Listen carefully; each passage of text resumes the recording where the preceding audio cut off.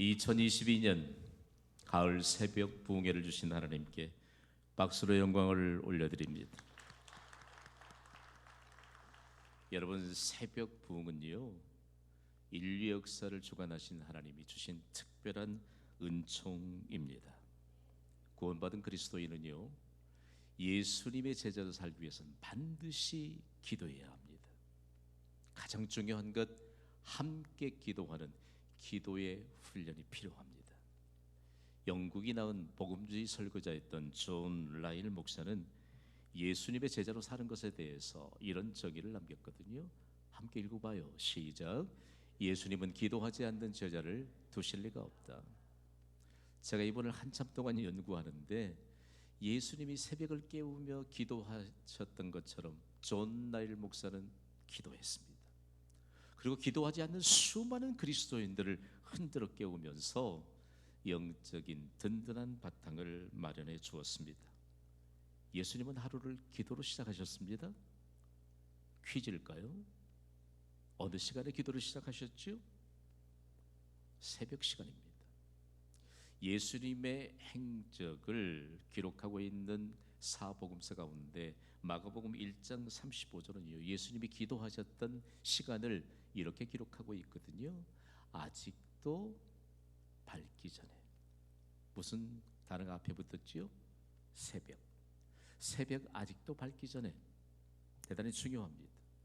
모든 생각과 그리고 사상들을 꿰뚫어서 번역한 탁월한 번역본으로 인정받는 영어 성경 NIV 버전은 매우 이른 아침 아직 어두울 때라고 아주 명확하게 그 사실을 번역하고 있잖아요. 여러분, 영어의 벨이라고 하는 단어는 대단히 중요하게 사용합니다. 아주 일찍 이른데 매우 이른 아침에 벨이라고 하는 단어를 썼어요. 저 구석지 깊은 곳에 있다고 말할 때 베리 코너라고 말합니다. 멋있어요, 여러분.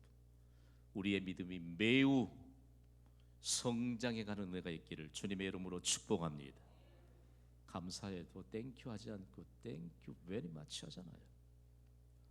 오늘 우리가요, 우리의 사용하는 언어 가운데 가장 우리의 믿음을 영광스럽게 뒷받침해 줄 만한 단어들이 성경에 기록되어 있습니다. 이 시간은 언제인가? 새벽 3시부터 6시 사이입니다. 의학 전문가들은요, 사람의 두뇌가 가장 왕성하게 활동하는 시간이 새벽 5시부터 아침 8시부터라고 그렇게 정의합니다. 예수님은 사람의 두뇌가 가장 왕성하게 활동하던 그 시간에 하나님과 교제하시면서 기도하셨습니다. 예수님의 몸이 예수님의 제자들이 새벽을 깨워 기도하는 제자들로 탄생됐고, 오늘 이 시대를 살아가는 우리가 사람의 두뇌가 가장 왕성하게 활동하는 시간에 도대체 어디에 있느냐? 무엇을 하고 있느냐? 이미 내일의 승패가요, 오늘 잠자리에 들면서 결정되는 거 여러분 아세요? 대단히 중요해요. 오늘 이 말씀을 좀 이해하기 위해서 여러분이 하루의 시작 시간에 대해서 좀 더 이해하는 것이 중요합니다. 대단히 중요한 문제 하나, 예수님이 새벽에 기도하셨던 근거는 뭘까? 새벽 시간은 하나님의 약속이 있거든요. 시편 46편 5절엔 이런 약속의 말씀을 기록하고 있습니다. 크게 읽어봐요. 시작. 하나님이 그 성중에 계심에 성이 흔들리지 아니할 것이라. 새벽에 하나님이 도우시리로다. 믿으시면 아멘 하세요. 성경을 읽는데 건성건성 읽어요. 신앙생활을 오래 했다는 분들이 우습지도 않아요. 하나님의 말씀은 영원 불변한 진리입니다. 붙잡아야죠. 자기 열심 가지고 신앙생활 하니까 그 한계에 곧장 부딪히고 맙니다. 하나님은 새벽에 도우실 것을 약속하셨어요. 새벽은 하루의 시작, 기점을 말합니다. 새벽부터 도우시는 하나님은 하루 24시간 동안 우리를 도우시는 줄 믿습니다. 하나님이 우리를 도우시면 기적이 상식이 됩니다. 성경을 읽어보면 이 말씀이 얼마나 아주 가슴 깊이 새겨지는지 몰라요? 성경은 새벽에 도우셨던 하나님의 역사를 기록하고 있습니다. 인류 역사상 강대국이었던 이집트, 애굽, 이 나라에서 430년 동안 이스라엘 백성들이 노예로 압제를 당하고 있었잖아요. 그들을 하나님이 출애굽시켜서 구원하시는데 마지막까지 놓아주지를 않습니다. 진퇴양난의 기로에 섰던 홍해 앞에 바닷물이 출렁거리는데 모세가 하나님의 명령을 따라서 행하였을 때 홍해가 갈라졌습니다. 할렐루야. 그 시간이 언제게요? 새벽입니다. 예수님이 사망 권세, 죽음의 권세 깨뜨리시고 부활하신 시간이 바로 언제죠? 새벽입니다. 예수님의 제자들이요, 복음을 전하다가 감옥에 갇혔어요. 베드로와 사도들이 깊은 땅 속에 만들어졌던 감옥에 갇혔는데 그곳에서도 예수 그리스도의 이름을 부르면서 찬송하고 기도합니다. 사람들이 쇠살로 묶어 놓았지만, 그리고 쇠의 열쇠로 잠궈 놓았지만 빗장을 다 풀어주고 감옥문을 열어줬던 그 시간이 언제지요? 새벽이라니까요. 새벽. 이제는 좀 감을 잡아야지요. 감을 잡아야지요. 새벽은요, 우리가 잠을 보충하는 시간이 아닌 것을 성경은 가르쳐주고 있습니다. 우리가 구교인 로마 가톨릭으로부터 종교 계획을 완성하면서 가져온 것이 오늘날 가장 중요한 하나님의 말씀이에요. 하나님의 말씀이 감추어졌던 영적인 암흑기로부터 다시 하나님의 말씀을 온 성도들, 평신도들의 손에 들려주게 했던 종교개혁, 생명을 걸어야 했습니다. 독일의 마틴 루터는 종교개혁의 깃발을 들면서 무슨 힘으로 종교개혁을 단행할 수 있었을까? 그가 이런 고백을 남겼거든요. 읽어봐요. 시작. 새벽 기도를 하지 않으면 그날 하루는 마귀에게 포로가 되는 날이다. 아무도 기도하면서 하루를 시작하지 않고 섣불리 말하지 마세요. 저는요, 그리스도인의 한마디가 얼마나 권위 있게 이 땅에 심어지는지 매 순간마다 경험합니다. 기도 많이 합시다. 기도하면 하나님이 우리의 입술에 권위 있는 능력의 말씀을 담아주세요. 담아주세요. 생각해요. 우리 다 이전에 구원받기 전에 그렇고 그런 사람 아니었어요? 다 한성깔들 했잖아요. 그럼에도 불구하고 우리에게 구원의 은혜가 임하였고, 이제는 예수님이 기도하셨던 대로 기도의 모범을 따라 사니까 우리의 입술에 담겨진 언어가 권위 있는 하나님의 말씀이 되는 것입니다.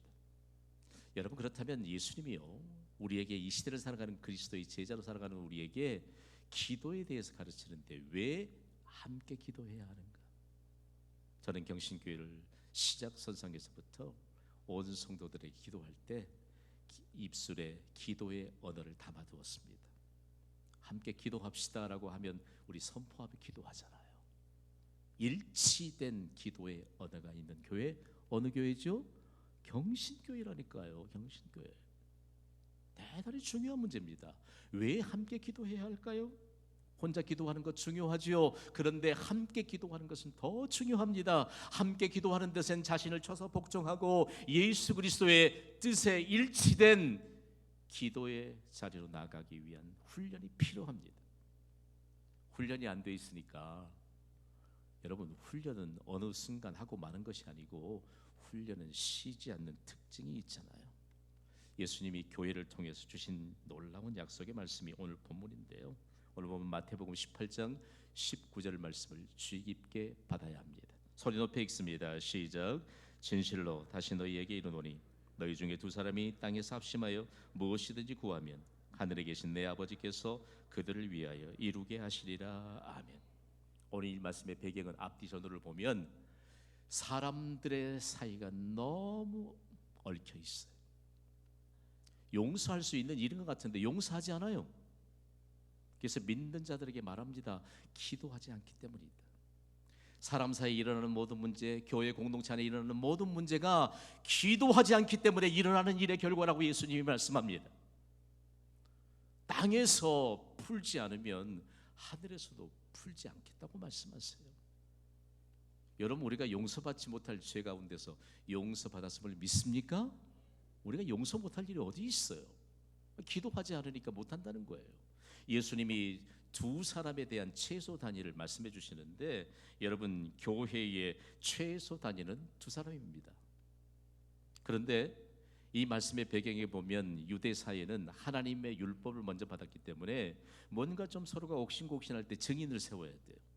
두세 사람의 증인을 세워야 합니다.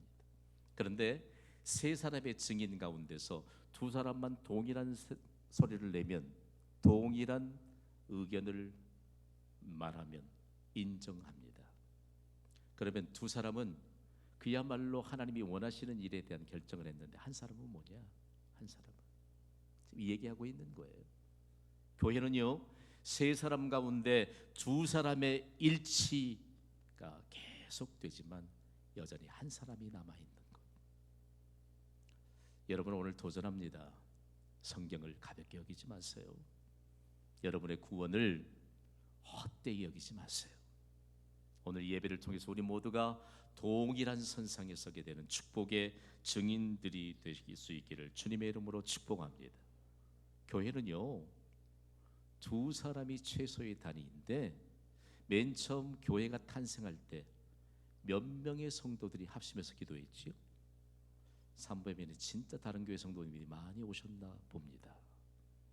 마가의 다락방에서 예수님이 약속하신 성령을 기다리면서 합심해서 기도했던 성도가 120명이었습니다. 그들을 통해서 교회가 탄생했습니다. 그들은 정말 진정으로 일평생 동안 영화로운 그 하나님의 감동적인 역사에 대한 흔적을 지니고 살았습니다. 여러분, 오늘날 우리가 경신교회를 섬길 수 있는 그리스도의 제자가 된 것 가장 큰 영광인 줄 믿으시면 아멘 하시기 바랍니다. 교회가 너무 많으니까 교회가 많다고 다 같은 교회는 아니에요. 중요합니다. 여러분, 누가 신사냐? 하나님의 말씀 붙잡고 예수님처럼 기도하는 사람을 하나님이 일평생 동안 신사적인 사람으로 살게 하여 주실 줄 믿습니다. 저는 교만이 아니고 가끔 가면 신사 같다는 소리를 좀 들어요. 여러분을 도전하기 위해서 이 표현을 씁니다. 그리스도인은 신사적인 삶을 살아야 돼요. 그것이 기도의 자리에서 결정이 됩니다. 여러분, 그거 아세요? 기도는 하나님을 인격적으로 만나는 시간입니다. 만나는 장소입니다. 중심이 뭘까? 자기 생각에 가득 차 있는 사람이 인격적으로 하나님을 만나겠어요? 생각해봐요. 불만족으로 가득 차 있는 사람이 하나님을 인격적으로 만나겠느냐고요. 하나님과는 상관없는 거예요. 가끔씩 자녀들에 대한 그런 고민들을 토로합니다. 말해도 잘 안 듣는데 잘 안 듣죠. 그런데 여러분, 그거 귀 꺾이지 마세요. 우리는 성경을 읽어요. 하나님의 말씀을 읽는다고요. 믿지 않는 우리의 가족들, 우리의 이웃들은 성경 안 읽어요. 무엇을 읽느냐? 성경을 읽고 믿음으로 살아가는 우리의 삶을 읽습니다. 대단히 중요한 문제예요. 어떨 때 보면 너무 늦어버렸다고 하는 때가 있습니다.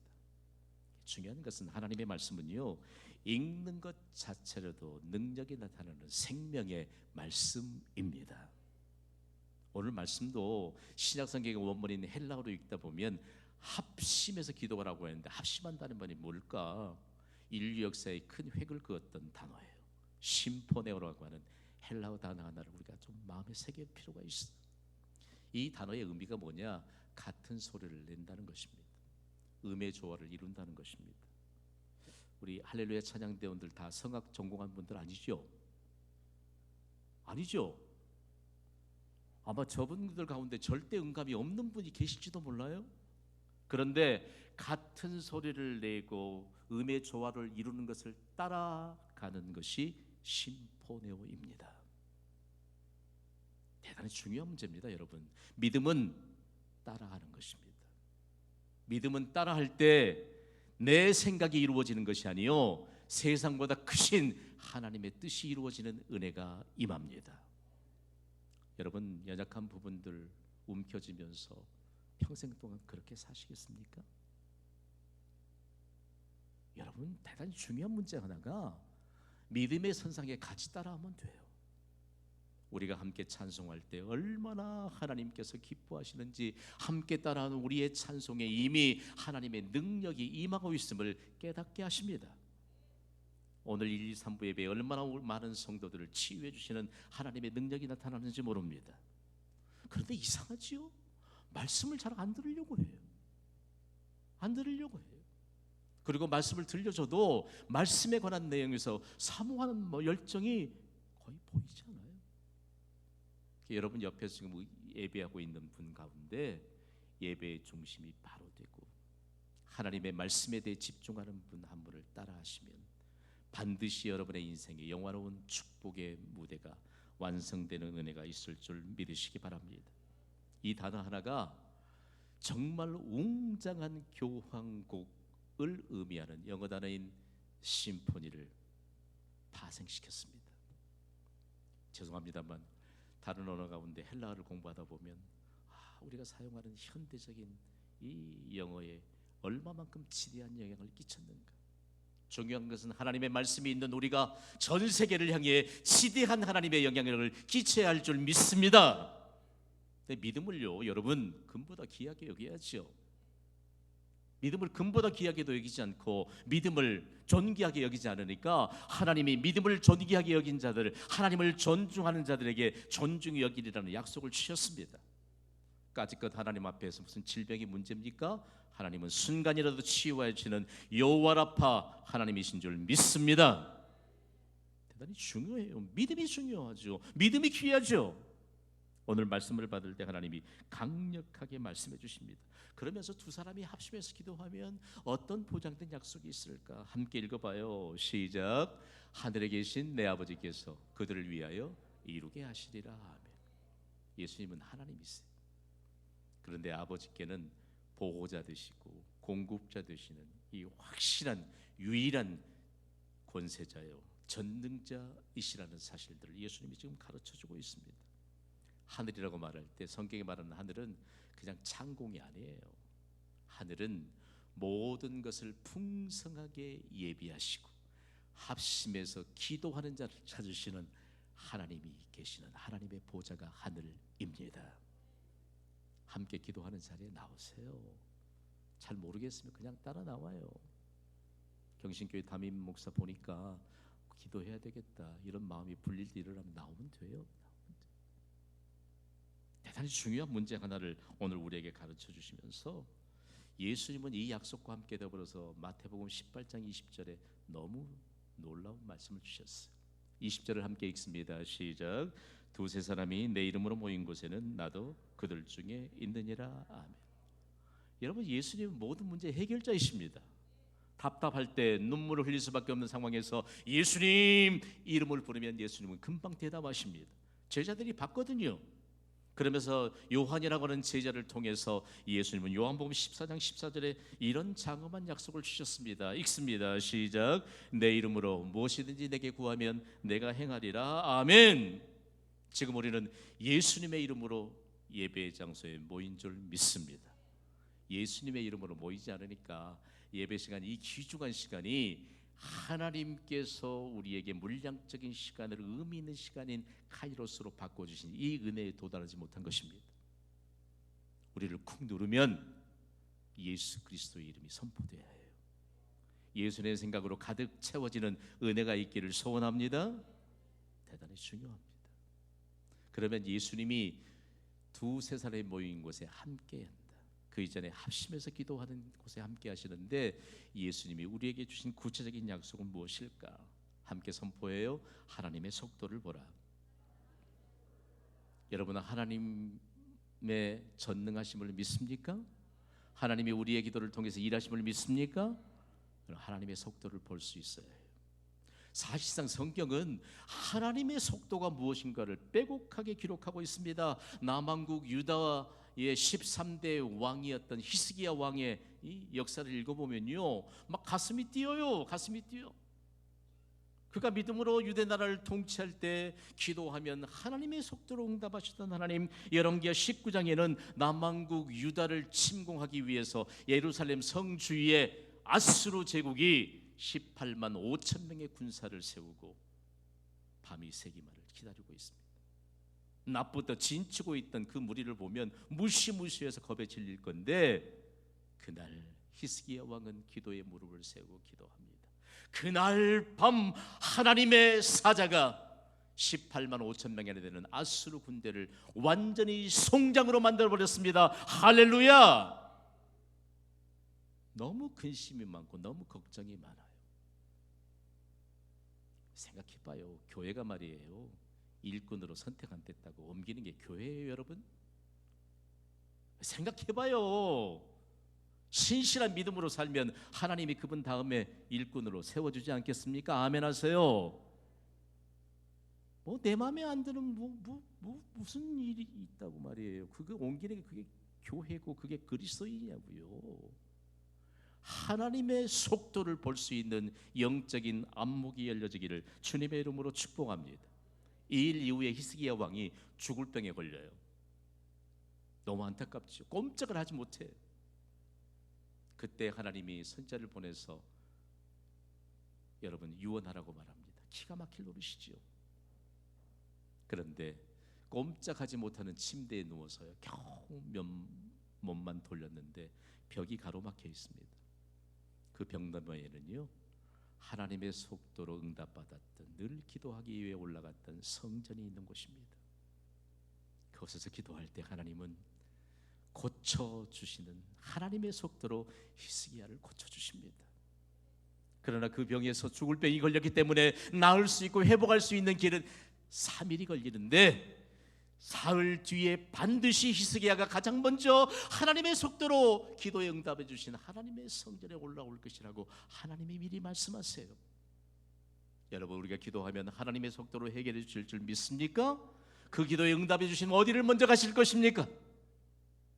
우리에게 물으세요. 저는요, 평생 동안 기도하는 기도 제목이 있어요. 제가 유학을 떠나기 전 남해고속도로에서 운전하다가 우리 성도님들과 함께 더불어서 사고가 났는데 다 부러졌어요. 다 부러졌어요.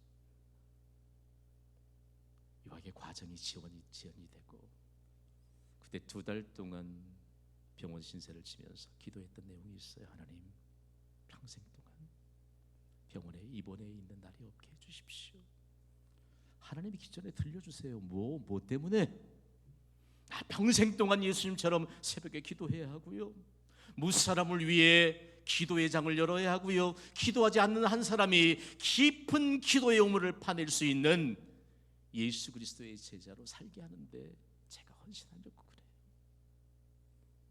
여러분 모두가 강건하기를 주님의 이름으로 축복합니다. 강건하면 뭘 먼저 하시겠습니까? 여러분, 하나님의 속도로 응답해 주시는 하나님. 여러분, 경신교회가 시작부터 하나님의 속도가 임하였던 교회가 아닙니까? 다음으로 약속은요, 따라 선포해봐요. 하나님의 규모를 보라. 오늘 도전합니다.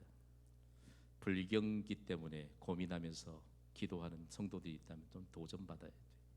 성경은요, 정말 죄송해요, 좀 현실감을 더하기에 짓불도 없이 태어난 한 사람이 하나님의 규모를 알고 기도합니다. 이 사람의 이름이 야베스예요. 성경은 야베스를 소개할 때 형제보다 귀중한 자다, 그 형제는 한 집안의 형제들이 아니고 이스라엘 전체, 더 나아가서 전 세계 모든 사람들 중에 가장 귀중한, 가장 성공한 사람이다. 이 사람의 이름을 누가 지었죠? 어머니가 지었습니다.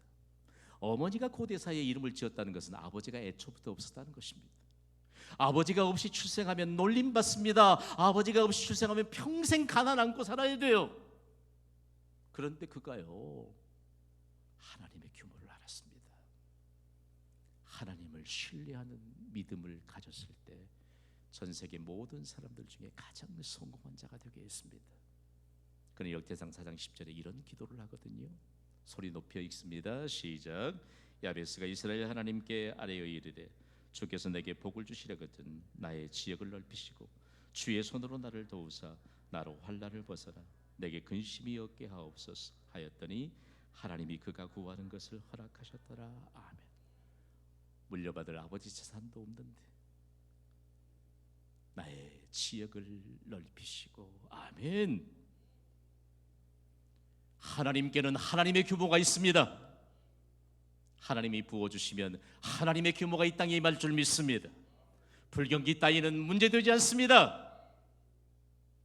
우리의 믿음 없음이 문제이죠.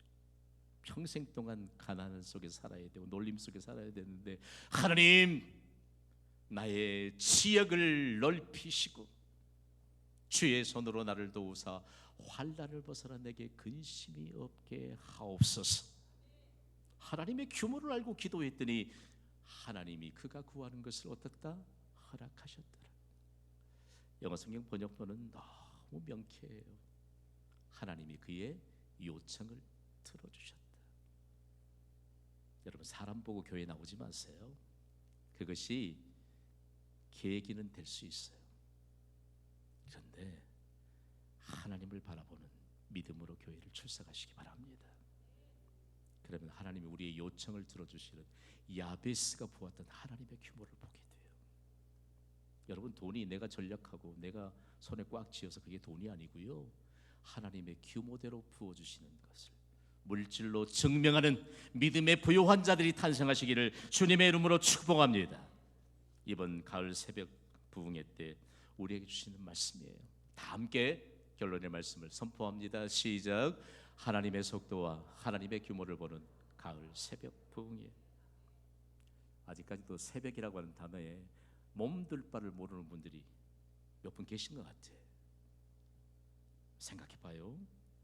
한국교회는 지난 세계교회 역사상 괄목할 만한 교회 성장을 이루었습니다. 따라오는 것이 신앙의 부흥이었습니다. 그런데 미국에서 파송받은 선교사들이 부흥의 주역들을 만들어냈습니다. 그 가운데 특별히 1960년에 미국에서 시작된 개신교 선교단체인 국제 YM은 지금 현 시점에서도 개신교 역사상 가장 세계에서 큰 선교단체로 평가받고 있습니다. 그 가운데요, 한 선교사님 미국에서 파송받으면서 1970년대에 들어서면서 미국 남장로교회에서 한국으로 파송받은 오대원 선교사, 한국 사람이 아니고 한국 이름을 가졌죠. 데이빗 로스라고 하는 이름을 가졌는데 그가 한국 YM 코리아를 맡아서 청년 사역을 시작했습니다. 이때 대학생들을 흔들어 깨웠는데요, 대학생들을 데리고 금요일 오후면 수도권에 있는 한 교회를 거점 삼아서 그 지역을 주변으로 복음을 전합니다. 밤을 맞이할 때까지. 얼마나 피곤하겠어요, 대학생들이. 그러면서 그 교회에서 하룻밤을 잡니다. 그리고 다음 날 토요일 새벽 기도를 반드시 참석하고 그 전도 일정을 마칩니다. 그날도 너무 성령이 충만해서 복음을 전하고 교회에서 저녁 먹고 자는데 얼마나 고뇌겠어요. 그러면서 선교사님과 대학생들 30명이 내일 새벽에 한 사람도 빠지면 안 된다. 깊은 잠에 빠져들었습니다. 깊은 잠에 빠져들었는데 어디서 처음으로 듣는 웅장한 찬송 소리가 들려옵니다. 모두 다 들었습니다. 아이쿠, 우리가 새벽 기도 시간을 놓쳤구나. 부랴부랴 예배당을 향해 가서 예배당의 문을 열었습니다. 그런데 웬일입니까? 예배당에는 한 사람도 없습니다. 그제서야 시간을 보았더니 새벽 기도 시간이 시작되지도 않는 새벽 3시입니다. 모두가 천상의 찬송을 들은 것입니다. 이런 곳이 교회입니다. 너무 무디어져서요, 찬송을 해도 감동도 없고 목사가 기도하자고 하면 정말 기도에 가운데 사모도 있고. 내가 이 얘기를 어디서 들었느냐? 이분이 1986년도에 다시 미국으로 부르심을 받고 미국 본국으로 다시 갔습니다. 그리고 미국 시애틀에서 안디옥 선교 훈련원을 세우고 그 선교 센터를 운영하고 있는데 여러 민족의 영적 지도자인 목사들이 매주 화요일 밤마다 기도회를 열었는데 그때 강사로 초빙해 온 분이 데이빗 로스 선교사입니다. 그분이 한국교회 이야기를 해요. 제가 한국교회 출신 목사 아닙니까? 생생하게 들려주는 그 현장 잊을 수가 없습니다. 여러분, 하나님은 우리에게 복 주시기를 원하시는 줄 믿습니다. 경신교회는 시작부터요, 특별 새벽 기도를 열면서 지역의 주민들에게 새벽의 영성을 인정받았습니다. 새벽에 절대 일어나지 않는 사람들이 새벽에 예배당 앞에 도착해서 자동차의 문을 열고 닫는 소리에 잠을 깨다가 덩달아서 우리 교회 새벽 기도 나오고 새벽 기도에 영성을 쌓았던 분들, 경신교회 성도들은 새벽에 기도한다. 여러분, 가장 사람의 두뇌가 왕성하게 활동하는 그 새벽 시간, 예수님이 깨어 기도하셨던 그 새벽 시간에